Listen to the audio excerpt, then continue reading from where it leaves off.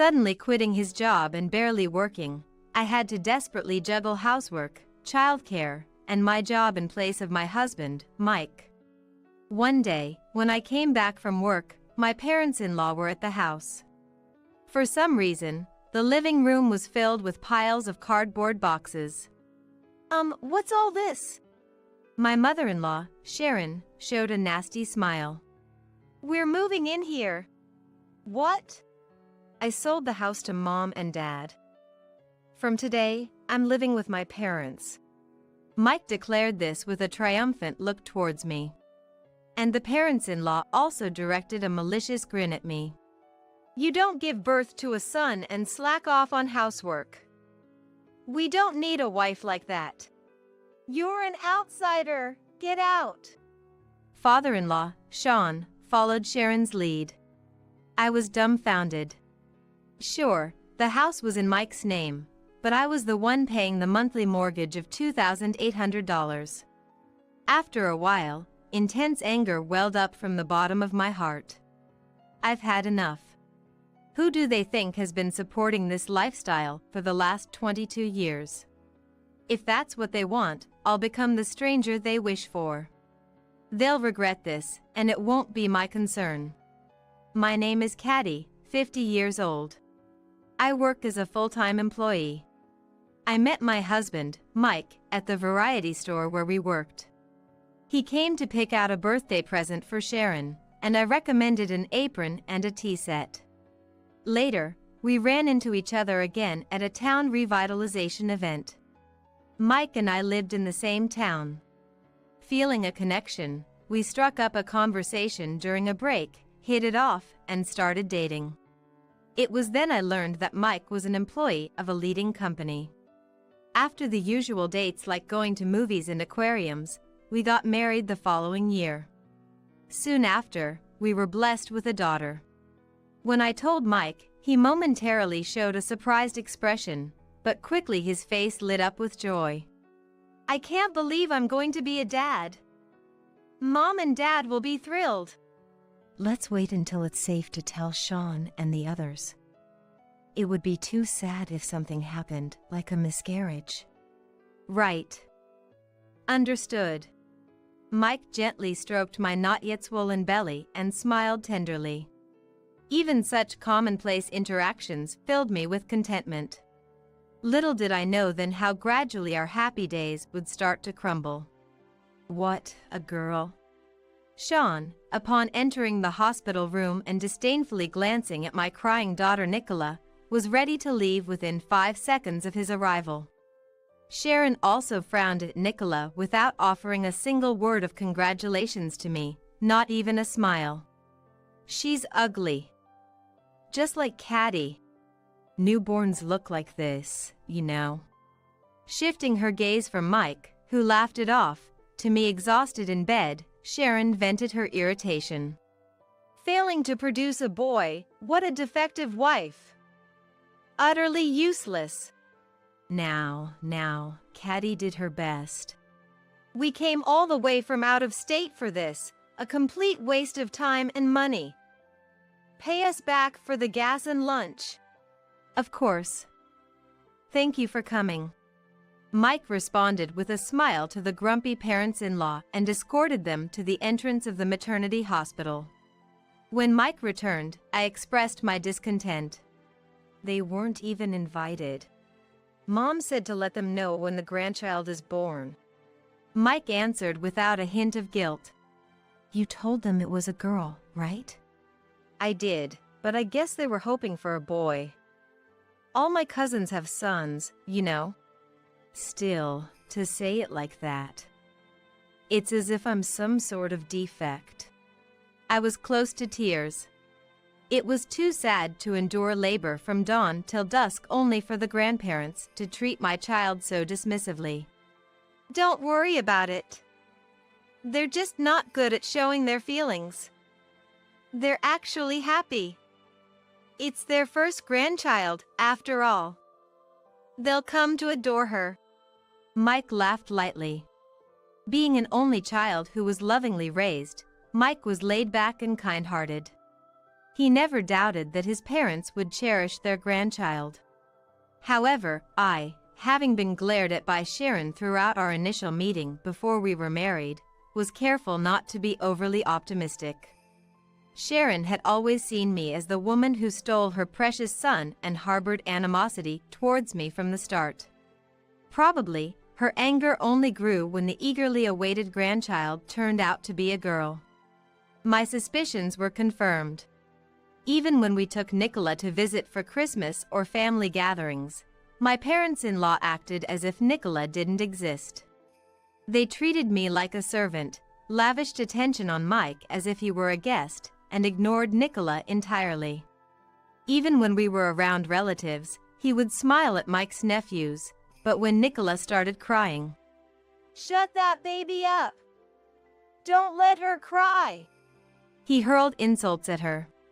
When I protested, Sharon lashed out at me. "I never wanted a granddaughter. You're lucky these days. Even if you can only give birth to girls, you're still kept around." Mike looked my way, but quickly returned to laughing and chatting with his cousins. I felt a deep sense of despair. Mike wasn't kind.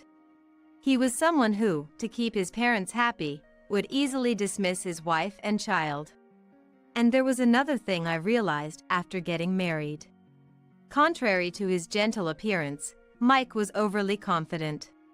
Perhaps it was because he had always received praise from his parents for his good grades and had secured a job at a prestigious company. He always believed he was right. Night after night, Mike would drink and complain about work to me. "A colleague took the team leader position from me, even though I'm better at the job." "I'm sure your colleague has been working hard too." "No, he must have just sucked up to the boss. The boss who can't see my worth is trash too." Initially, I listened sympathetically, but I was also working full-time, taking care of Nicola, doing the daycare drop-offs and pickups, and managing the household chores. We had promised to share the household duties since we both worked, but once we got married, Mike used his clumsiness as an excuse to avoid them. And whenever I tried to vent about my own work frustrations, Mike would look annoyed. "I'm tired. Let's talk another time. It'll only take 5 minutes. I'd like you to listen." Instead of that, I had a tough day today. It wasn't a big mistake, but my boss went crazy. It's so frustrating. He can't do a perfect job himself. It wasn't uncommon for him to ignore others' stories and focus only on his own. Moreover, using his tiredness as an excuse, he would spend his weekends holed up in his study. If it was quiet, he was sleeping. If he was talking happily, he was engrossed in online games on his computer. As a result, I couldn't get any time for myself.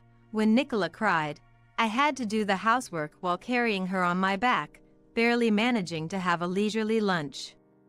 "Mike, I understand work is tough for you, but managing work, household chores, and childcare all by myself is hard too.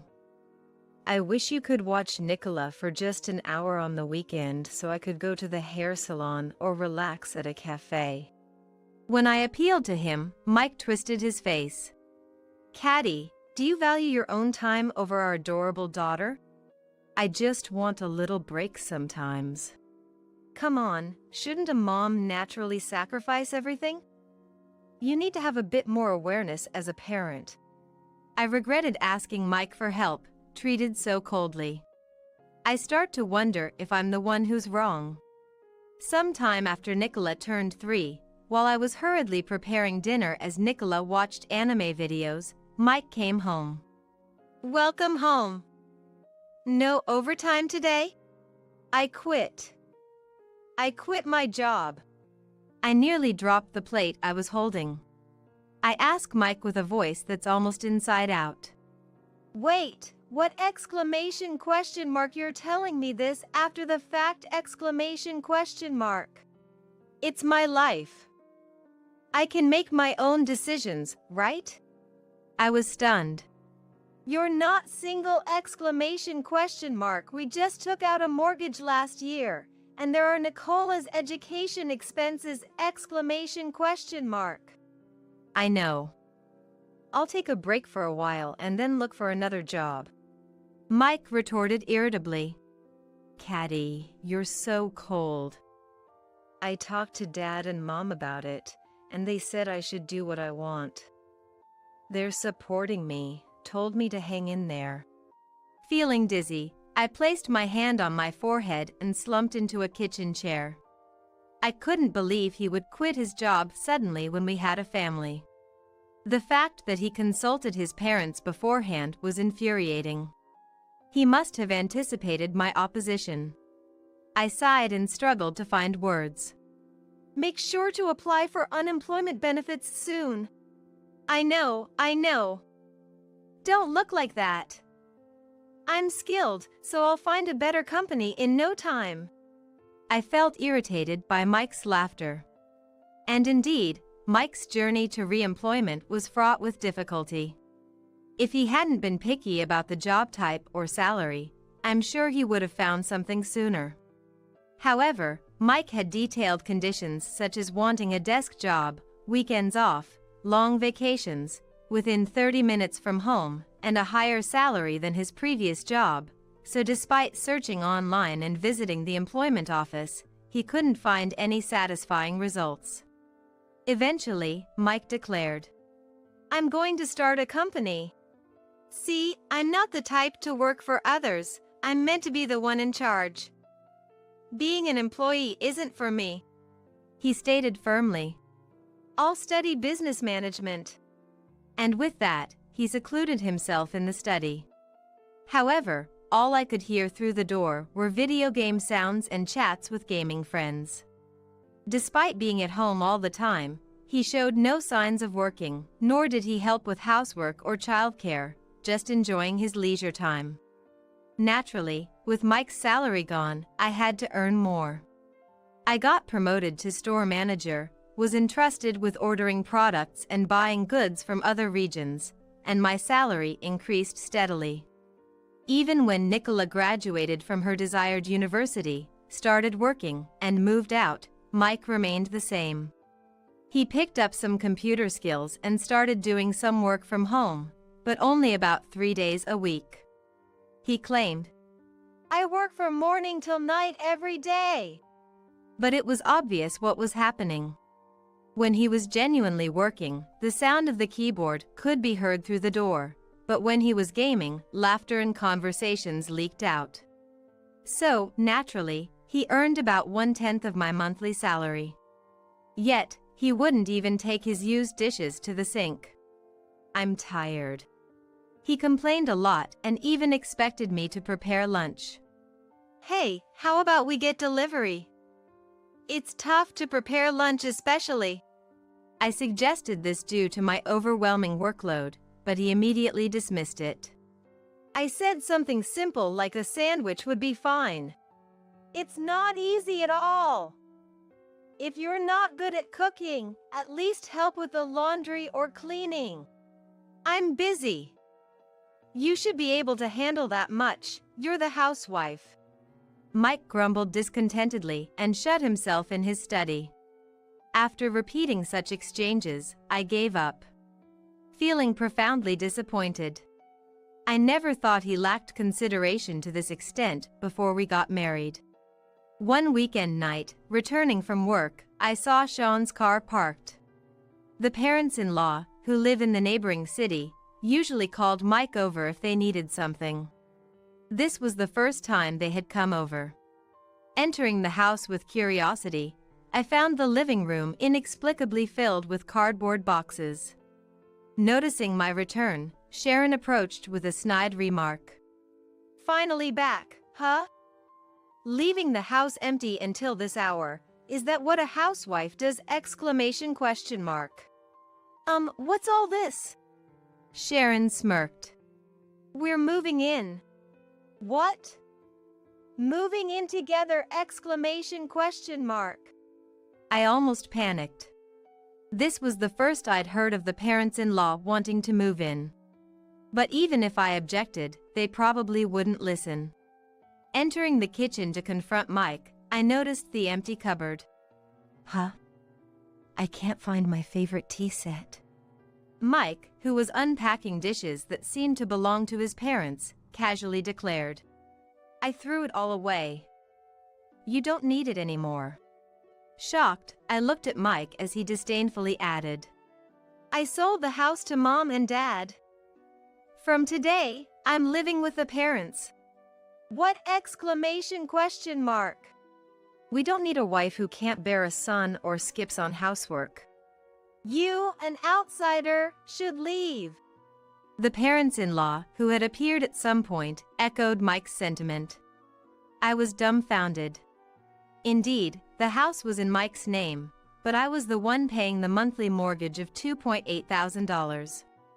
After a moment, intense anger bubbled up from within me. I had had enough. Who did they think had supported this lifestyle for the past 22 years? If that's what they wanted, then fine, I'll become the stranger they so desire. Let them regret it if they will. Feeling resolved, I immediately sprang into action. 3 minutes later, while calling a moving company as I ascended the stairs to the bedroom on the second floor, I packed essentials into my suitcase. At this point, I couldn't wait to leave the house any quicker. As I was packing toiletries and clothes, Mike came up behind me. What? This Friday, Mom said you should come help clean up their house. He said in a small voice, making a presumptuous request. To play the good son, Mike was completely submissive to his parents. I glared at him. I thought I was an outsider, right? Why would I need to go? Legally, you're still my wife, so help out. Once we're done with the cleanup, we'll file for divorce, so just come, okay? I'm busy with work. I brushed him off, and then Sharon, who had somehow made her way upstairs, chimed in. Caddy works at a variety store, right? Yes. Must be nice and easy for you. It's practically like playing, isn't it? Sharon said, looking down on me. No one would miss you if you took a day off. Helping with your husband's family's house cleanup is more important than such trivial work, right? Come on, you will come, won't you? Commanding in a haughty tone, Sharon returned to the living room. As I finished preparing to leave the house and started descending the stairs, I overheard Mike and the in-laws' conversation. This white cupboard is so stylish. Did Mike choose it? Yeah. I knew it. You've always had such great taste. And this sofa is really comfortable too. It's from a Scandinavian brand. It was expensive, you know. Proudly said Mike, almost making me burst into laughter. The TV is the latest model too, and the TV stand looks cool. This spacious living room. The room that will become ours is perfect too. Our house has gotten quite old. It was a great decision to plan the layout of this house with cohabitation in mind from the start. Now that the insolent grandchild has started living alone, all we need to do is kick Caddy out. Once she's gone, we can remodel it for elderly care. Hearing the parents-in-law excitedly discussing this made everything click for me. When it came time to build the house, I suggested a ready-built home due to our limited savings, but Mike was vehemently against it. He wanted to build a house that was too large for a 3-person family, a custom-built home from a major manufacturer with 5 bedrooms, a study, a living room, a dining room, and a kitchen, insisting on designing a garden and having a pantry among other demands. As a result, our monthly payments skyrocketed, but since Mike was working at a leading company and our combined income was more than sufficient, I went along with his wishes. I never imagined Mike would quit his job the following year, so I clenched my fists in anger.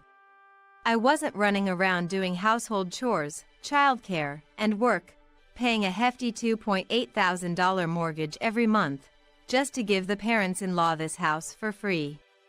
Losing my appetite, I left my dinner in the fridge, exited the house with my suitcase, and headed to a business hotel. Later, I took some paid time off to prepare for the move, returned home while the parents-in-law and Mike were relaxing in the living room, and had the movers estimate the cost for moving my belongings and furniture. On the day of the cleanup at the in-laws, I went from the business hotel back home and, while Mike was getting ready to leave, I held my stomach and feigned illness. "Sorry, my stomach hurts a bit.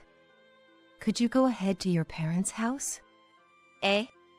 I don't want to be a burden to Sharon and the others. Can't be helped. Make sure you come soon. After watching Mike's car leave through the window, I could barely contain my laughter. In the afternoon, when the parents-in-law and Mike returned exhausted. "Oh, I'm so tired. We should have just hired a cleaning service." Hey, Caddy. Why aren't you answering your phone after I called so many times? As the parents-in-law and Mike entered, complaining, they were speechless.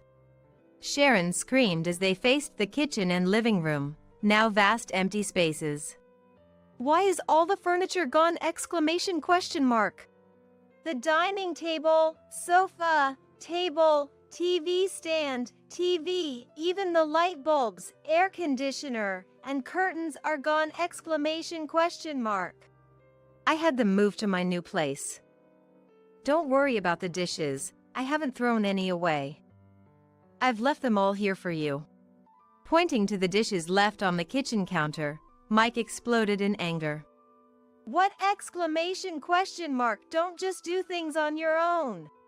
Well, what's wrong with taking things that I bought with my own money? Mike stumbled over his response as I calmly laid out the facts. The parents-in-law protested angrily. "Caddy, having the nerve when you've been living off Mike! Exactly! Weren't all the furniture and appliances provided by Mike?" I couldn't help but snort and glanced sideways at Mike. "When we signed for this house, Mike had blown his bonus on game microtransactions and had no money at all. So, I was the one who furnished the entire house, from the interior to the appliances. Right?" Mike awkwardly casts his gaze to the floor. Seeing Mike like that, the parents-in-law blinked in surprise. However, they were not to be outdone. "But thanks to Mike starting his company, you and your daughter have lived comfortably without wanting for anything, right? That's right. How dare you, his wife, act so high and mighty? Know your place." I sighed and pulled out Mike's debit card along with mine. As I brushed away Mike's hand attempting to retrieve his card, I presented them to the parents-in-law. "Do you see? Mike's income is 1/10 of my monthly salary." Struggling with their presbyopia, the parents-in-law brought the 2 debit cards closer, then further away, before exclaiming in shock. Then, they both turned on Mike. "What's this?" It's even less than what you give your nephew in gift cards. You said you were running a personal IT office with 20 employees, right? Was all that a lie? Huh? Mike, flustered, seemed to think he'd stumbled upon a great idea and continued. "Actually, I've been taking on the housewife role." "What?" "Since Caddy is always busy with work and neglects the house, I've been doing the household chores. Balancing that with running a company has been tough, so my income has decreased." How far would this man go with his lies? Yet, it seemed the parents-in-law bought it easily. A house husband, huh? Seems to be common these days. That's our Mike. Being able to balance work, household chores, and parenting. Mike beamed a sigh of relief as the parents-in-law praised him. This was hopeless. There's no saving this situation. The parents-in-law's blind trust in their son is becoming increasingly pitiable. Realizing further conversation was pointless, I handed Mike the signed divorce papers. There's something I'd like to discuss regarding the distribution of property. What? We each have a car, right? They need to be considered as joint property and divided between us. Mike looked puzzled, so I elaborated. We can either sell both cars and split the proceeds, or one person can keep driving their car while compensating the other with half of its appraised value. You want to sell my car? No way! About your beloved car, though, I paid for it because you convinced me we'd share it, but you never let me use it even once. Mike frowned and muttered complaints. Mine cost $70,000. Yours is just a used small car. That would mean I lose out. I don't want to sell mine either. So, shall we skip the property distribution? Yeah. Internally, I thought everything was going according to plan. As I was about to leave the house, Sharon chased me to the entrance. Caddy, either return the furniture or pay up. Mike will buy it. Yeah, Mom. I'll buy it, Mike said with a proud smile. Oh, is that so? Then, we have no use for you. Then, goodbye. Not wanting to intrude on their family time any further, I left. I explained the situation to my daughter Nicola and arranged to stay in her apartment until I found a new place. Nicola gladly agreed. I had the movers take away the unwanted furniture and only moved my favorite items to Nicola's place. Eventually, the divorce was finalized, and sometime later, on a certain day, Mike called. On the phone, Mike's voice sounded like he was about to cry. Hey, a notice for the house loan came! Why! The bank couldn't make the withdrawal because you didn't have $2,800 in the account, did you? How would I have that kind of money? I shook my head, exasperated. You were able to pay the mortgage up to now because I was transferring money to your bank account every month, remember? Mike gasped on the other end of the phone, seemingly having forgotten. The house was in your name because, at the time we took out the loan, you were an employee of a top company. It was easier to get the loan approved with you rather than me. Neither of us expected you to quit your job the following year. That's Having me cover the mortgage and living expenses became so normal for you that you must have thought money was magically appearing, didn't you? Mike fell silent. It seemed I had hit the nail on the head. From now on, you'll have to earn and pay it yourself. What! Impossible! Keep paying like before, Caddy, please. Dad, that's shameless. After kicking Mom out, you have the nerve to ask that? Nicola, having overheard our conversation, snatched the phone to scold him. Nicola? It's been a while. Are you doing well? That's not the point right now. Nicola retorted coldly. If you can't pay, why not sell the house and move in with the in-laws? We've already sold their house. We used the money to remodel it for elderly care. Nicola, you can help, right? You're working for a top company, aren't you? Hearing Mike's pitiful voice, Nicola rejected him angrily. No way. Those people always made snide remarks about wanting a grandson every time they saw me. I've had enough. The three of you can figure it out together. Don't contact us anymore. It's a nuisance. After hanging up, Nicola immediately slid her finger across her mobile phone screen. I blocked Dad's number. He's definitely going to try calling again. Thank you. When they were making snide remarks at me, you always stood up for me, but Dad just laughed it off. That's why I'm not helping him either. Nicola's firm stance made perfect sense to me. Later, Mike had to explain the situation to the parents-in-law and reluctantly sold the house we had lived in. The parents-in-law, who had assumed they were living off savings to pay the mortgage, were dumbfounded. I also didn't forget to make Mike compensate for the Heritage brand dinnerware set he had discarded. The dinnerware set I bought during my single years was worth over $20,000. I demanded repayment through a lawyer and made sure it was paid in full from the proceeds of the house sale. As for the three who moved into an apartment after selling the house and whether they are getting along, Sharon, who wanted to spend her retirement in luxury, was furious, accusing the others of recklessly spending the remaining money. Mike, having no choice but to live with the parents-in-law, started working part-time. However, the parents-in-law didn't do any housework at all and just lounged on the sofa, giving orders. As a result, the three of them are constantly fighting, and an acquaintance told me they've been complained about by their neighbors for noise disturbances. I, having bought a high-rise condo with my savings, thanked Nicola for her support and moved in.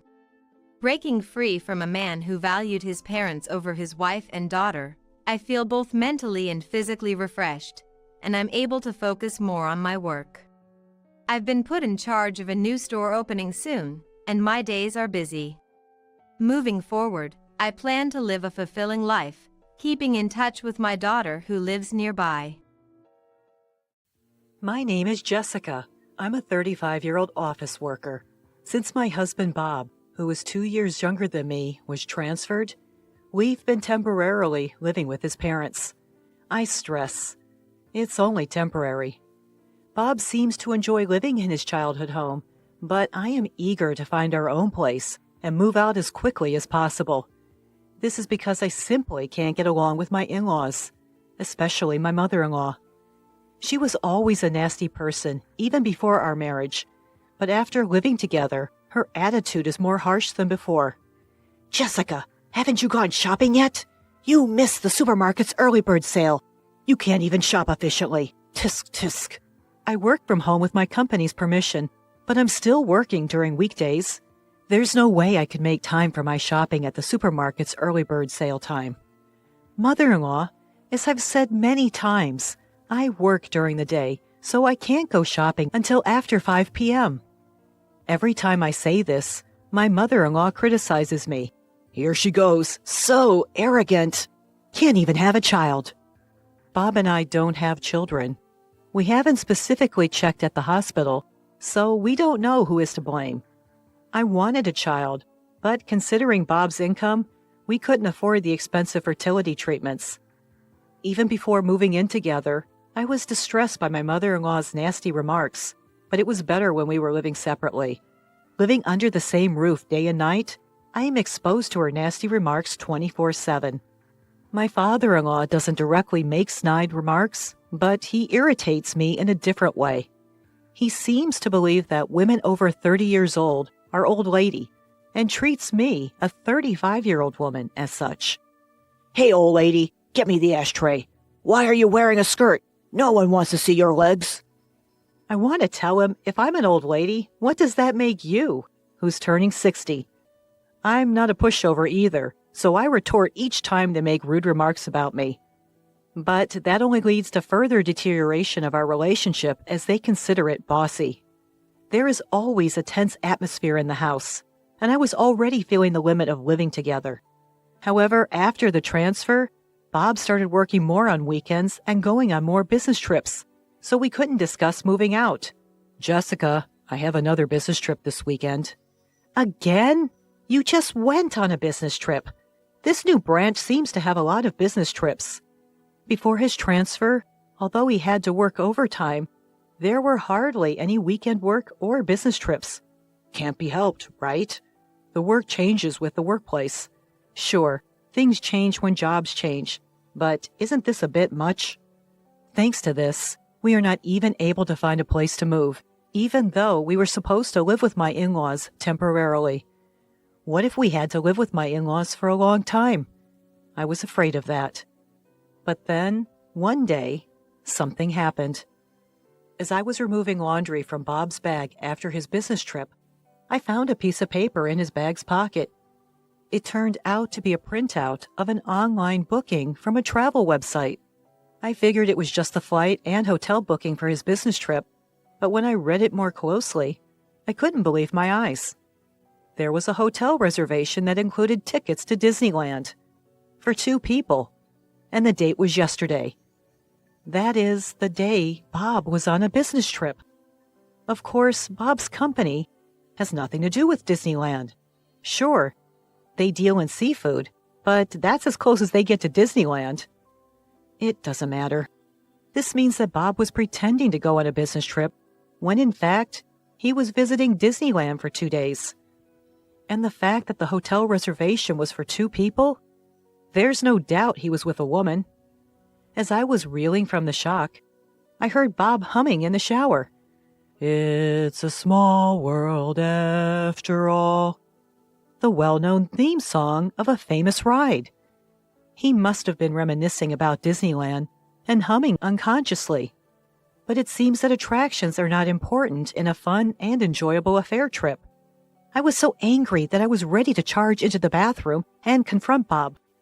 But just then, Bob's phone rang.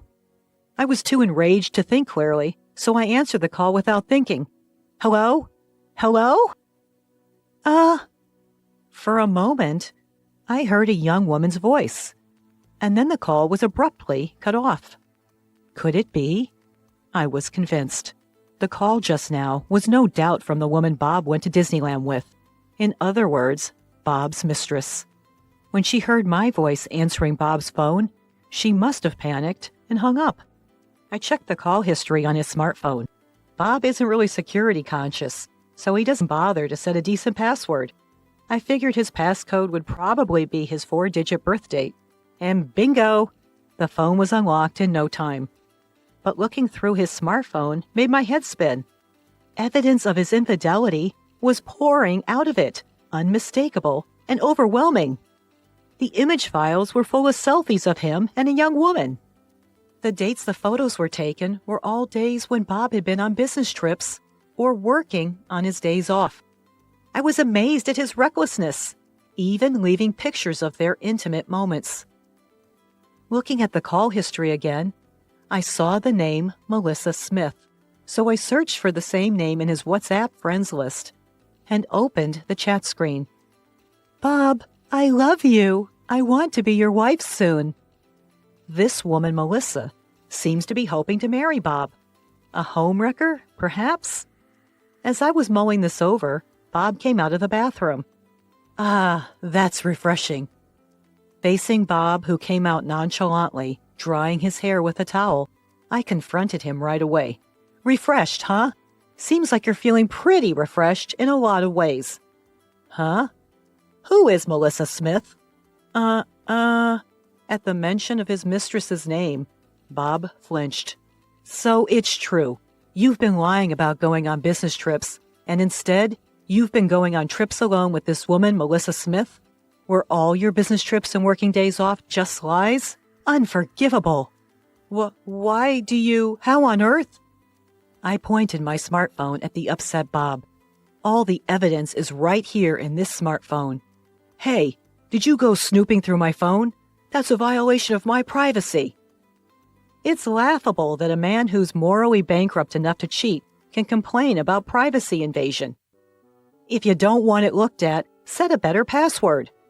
Before we got married, I made a promise with Bob that he'd absolutely not cheat. I had declared to Bob that if he cheated, I'd leave him right away. Of course, my feelings haven't changed. I can't continue a marital life with a man who's playing around with another woman. Let's get a divorce. When I simply said that, Bob surprisingly agreed without objection. Yeah, I guess so. It was unexpected. I thought he would resist more. Was he ready for divorce once he was caught cheating? I'll get the divorce papers tomorrow. You tell your mom and dad. Got it. Bob's agreement was astonishingly nonchalant. However, once a declaration has been issued, it cannot be withdrawn, and it has no intention of doing so. Is this goodbye to married life? I felt a tinge of loneliness. The next day, I left the house early in the morning.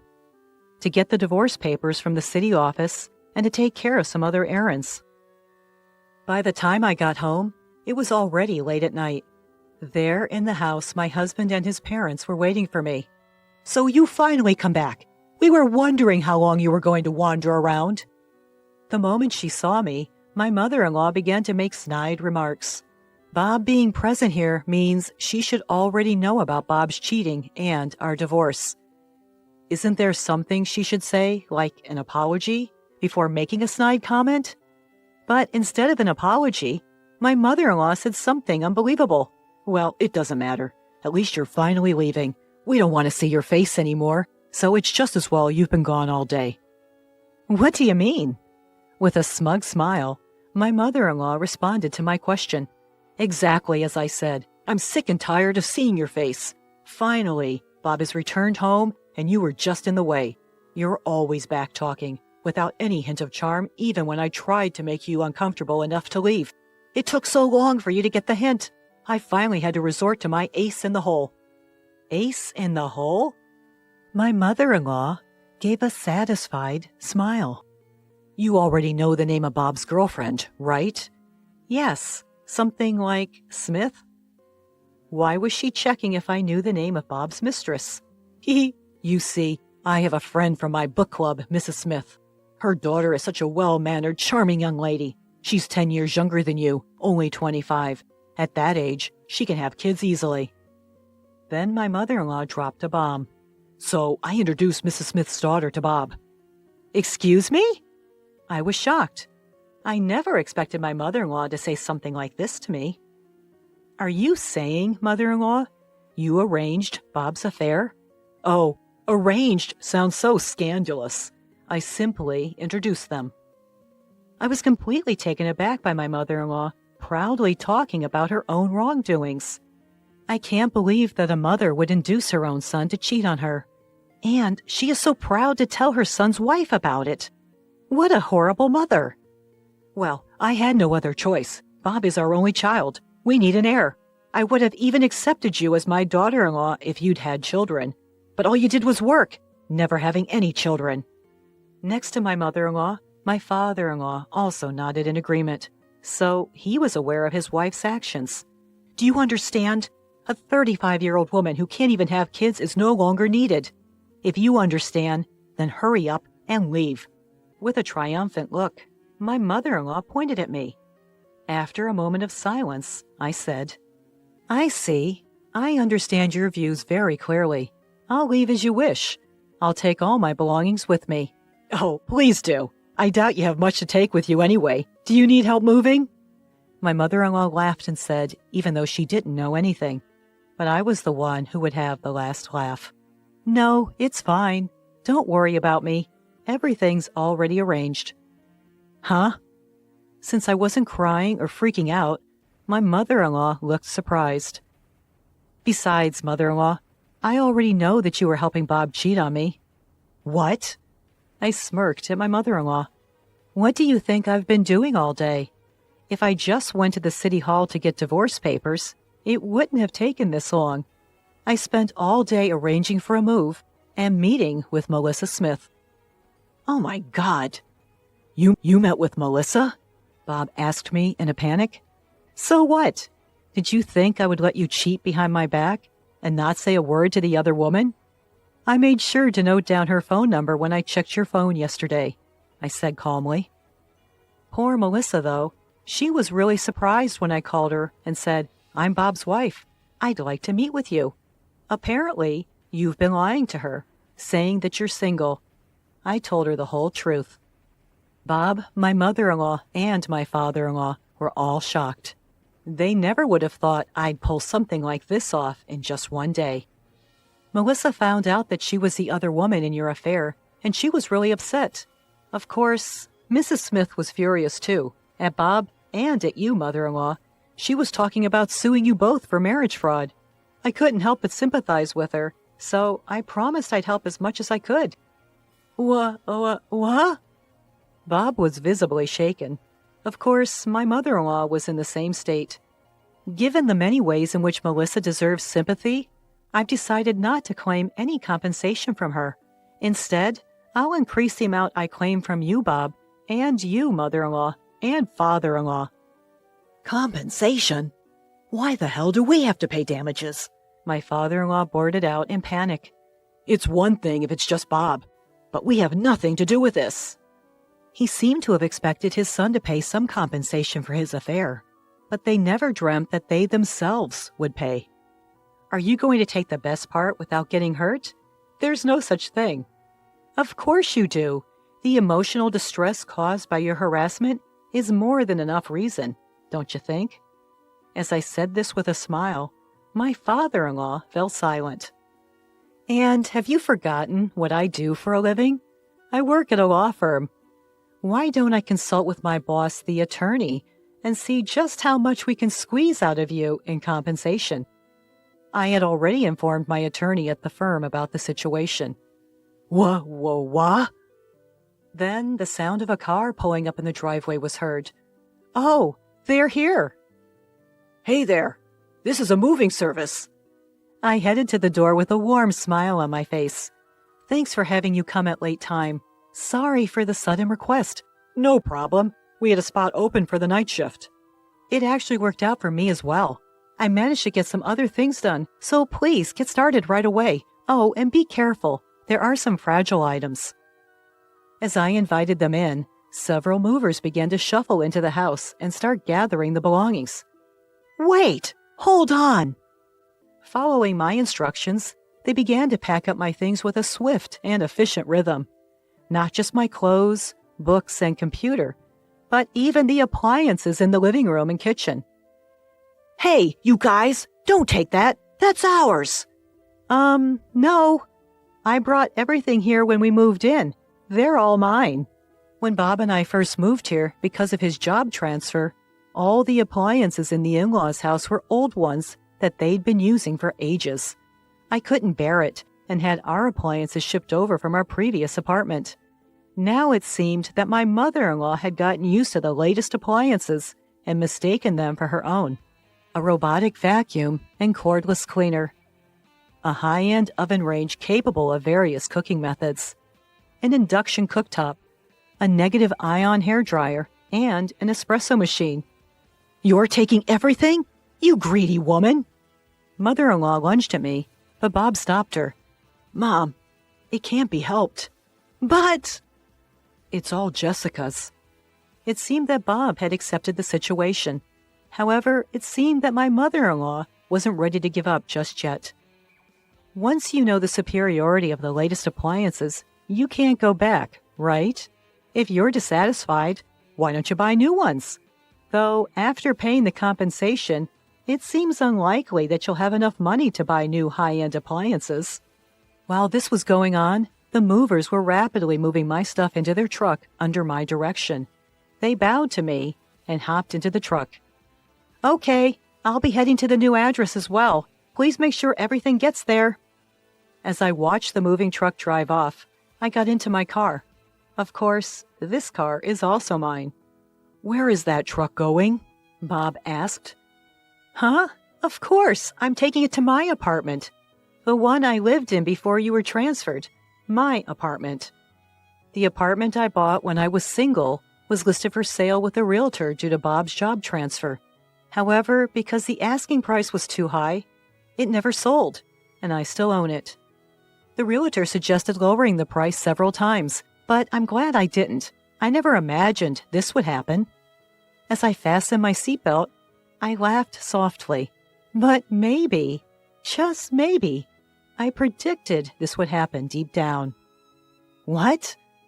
Bob made a face as if he didn't understand.